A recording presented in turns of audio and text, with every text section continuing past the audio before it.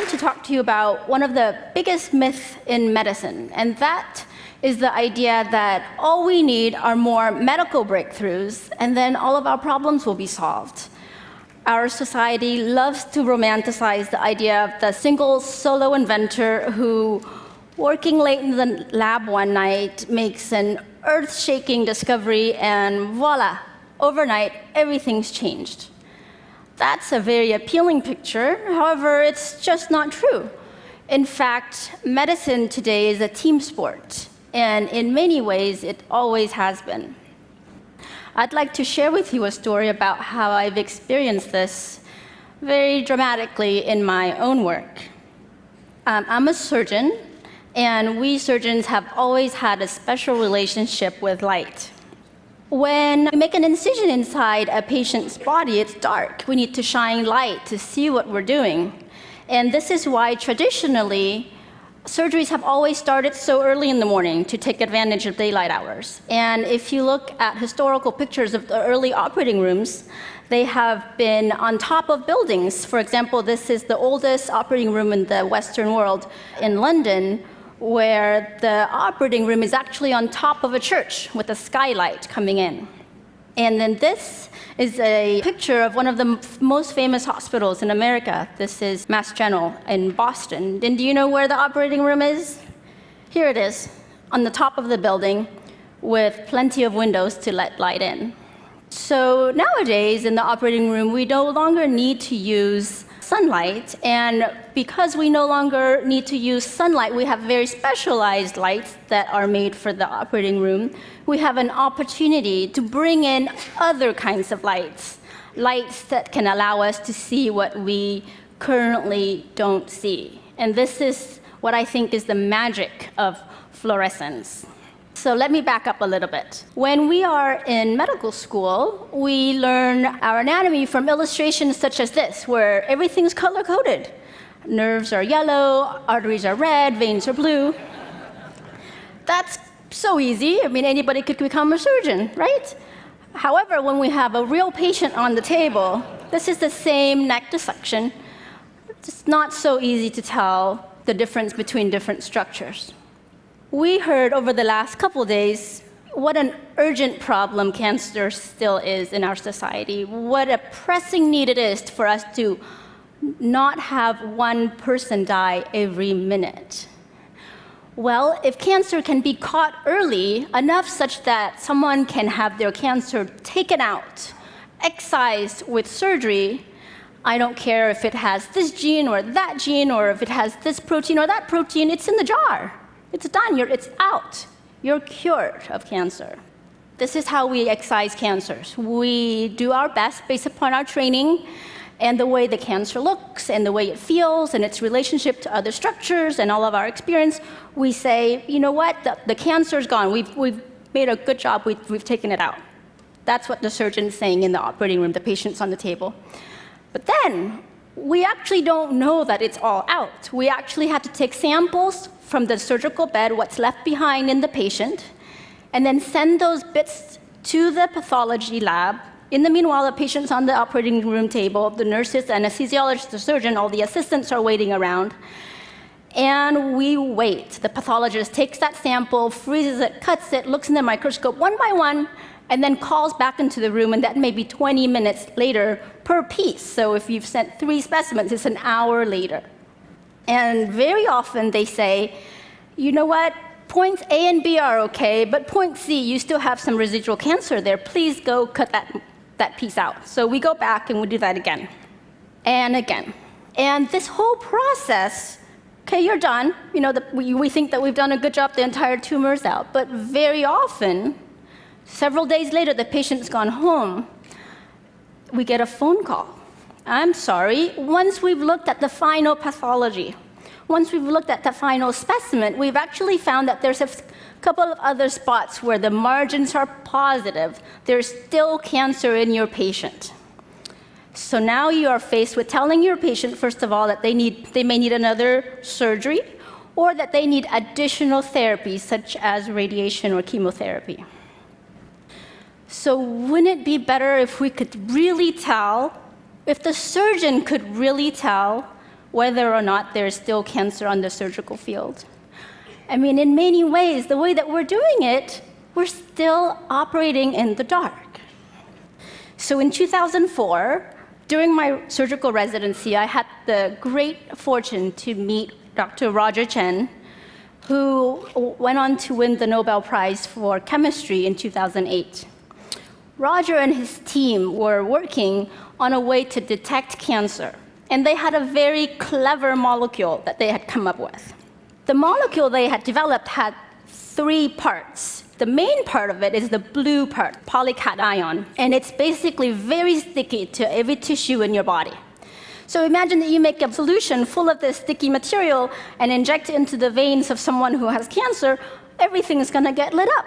Nothing will be specific. There's no specificity there.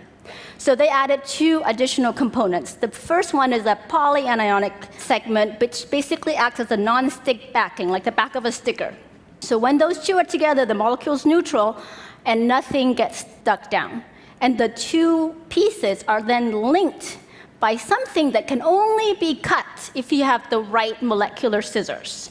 For example, the kind of proteases, enzymes, that tumors make. So here in this situation, if you make a solution full of this 3-part molecule, along with the dye, which is shown in green, and you inject it into the vein of someone who has cancer, normal tissue can't cut it. The molecule passes through and gets excreted.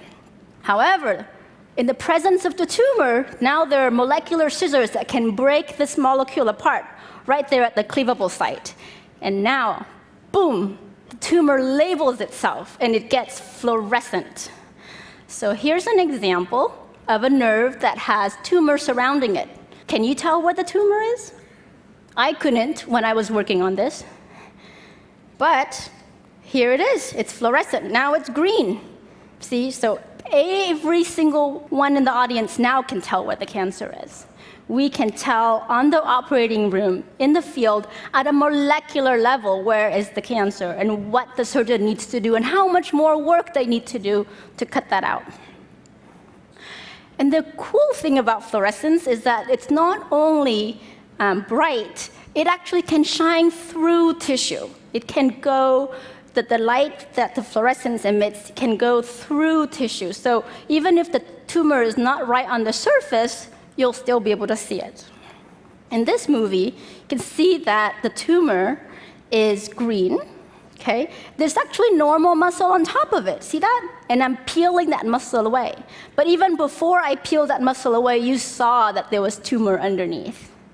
So that's the beauty of having a tumor that's labeled with a fluorescence molecule, is that you can not only see the margins right there on a molecular level, but you can see it even if it's not right on the top, even if it's beyond your field of view. And this works for metastatic lymph nodes also. Sentinel lymph node dissection has really changed the way that we manage breast cancer, melanoma. You know, women used to get really debilitating surgeries to excise all of the axillary lymph nodes. But when sentinel lymph node came into our treatment protocol, the surgeon basically looks for the single node that is the first draining lymph node of the cancer, and then if that node has cancer, the women would go on to get the axillary lymph node dissection. Well, so what that means is if the lymph node did not have cancer, the woman would be saved from having unnecessary surgery. But sentinel lymph node, the way that we do it today, is kind of like having a roadmap, just to know where to go. So like you're driving on the freeway and you want to know where's the next gas station, you have a map to tell you that that gas station is down the road. It doesn't tell you whether or not the gas station has gas. You have to cut it out, bring it back home, cut it up, look inside and say, oh, yes, it does have gas. So that takes more time. Patients are still on the operating room table. Anesthesiologists, surgeons are waiting around. That takes time. So with our technology, we can tell right away. You see a lot of little roundish bumps there. Some of these are swollen lymph nodes that look a little larger than others. Who amongst us haven't had swollen lymph nodes with a cold? That doesn't mean that there's cancer inside. Well, with our technology, the surgeon is able to tell immediately which nodes have cancer. I won't go into this very much, but our technology, besides being able to tag tumor and metastatic lymph nodes with fluorescence, we can also use the same smart three-part molecule to tag gadolinium onto the system so that you can do this non-invasively. The patient has cancer, you want to know if the lymph nodes have cancer even before you go in. Well, you can see this on an MRI. So, in surgery, it's important to know what to cut out, but equally important is to preserve things that are important for function. So it's very important to avoid inadvertent injury. And what I'm talking about are nerves. Nerves, if they are injured, can cause paralysis, can cause pain. In the setting of prostate cancer, up to 60% of men after prostate cancer surgery may have urinary incontinence and erectile dysfunction. That's a lot of people to have a lot of problems. And this is even in so-called nerve-sparing surgery, which means that the surgeon is aware of the problem and they are trying to avoid the nerves. But you know what? These little nerves are so small in the context of prostate cancer that they are actually never seen.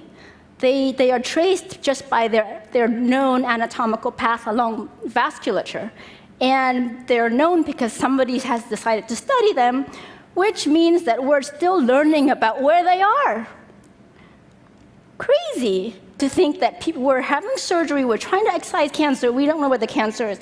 We're trying to preserve nerves, we can't see where they are. So I said, wouldn't it be great if we could find a way to see nerves with fluorescence? And you know, at first this didn't get a lot of support. People said, we've been doing it this way for all these years. What's the problem?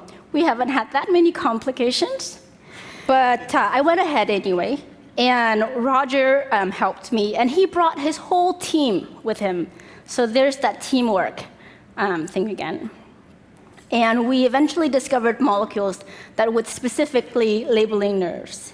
And when we made a solution of this, tagged with the fluorescence, and injected into a body of a mouse, their nerves literally glowed. You can see where they are. Here you're looking at a sciatic nerve of a mouse, and you can see that big fat portion you can see very easily, but in fact at the tip of that, where I'm dissecting now, there's actually very fine little arborizations that can't really be seen. You see, it looks like little medusa heads coming out. We have been able to see nerves for facial expression, for facial movement, for breathing, every single nerve. Nerves for urinary function around the prostate. We've been able to see every single nerve. When we put these two probes together, so here's a tumor. Do you guys know where the margins of this tumor is? Now you do? What about the nerve that's going into this tumor? That white portion there is easy to see. But what about the part that goes into the tumor? Do you know where it's going? Now you do. Basically, we've come up with a way to stain tissue and color code the surgical field. This was a bit of a breakthrough. I think that it'll change the way that we do surgery. We published our results in the Proceedings of the National Academy of Sciences in Nature Biotechnology. We received commentaries in Discover magazine, in The Economist. And we showed it to a lot of my surgical colleagues. They said, wow, I have patients that would benefit from this. I think that this will result in my surgeries with a better outcome and fewer complications. What needs to happen now is further development of our technology, along with development of the instrumentation that allows us to see this sort of fluorescence in the operating room. The eventual goal is that we'll get this into patients. However, we've discovered that there's actually no straightforward mechanism to develop a molecule for one-time use. Understandably, the majority of the medical industry is focused on multiple-use drugs, such as long-term daily medications. We are focused on making this technology better. We're focused on adding drugs, adding growth factors. Killing nerves are causing problems and not the surrounding tissue. We know that this can be done, and we're committed to doing it. I'd like to leave you with this final thought. Successful innovation is not a single breakthrough. It is not a sprint. It is not an event for the solo runner. Successful innovation is a team sport. It's a relay race. It requires one team for the breakthrough and another team to get the breakthrough accepted and adopted. And this takes the long-term steady courage of the day-in, day-out struggle to educate, to persuade, and to win acceptance. And that is the light that I want to shine on health and medicine today. Thank you very much.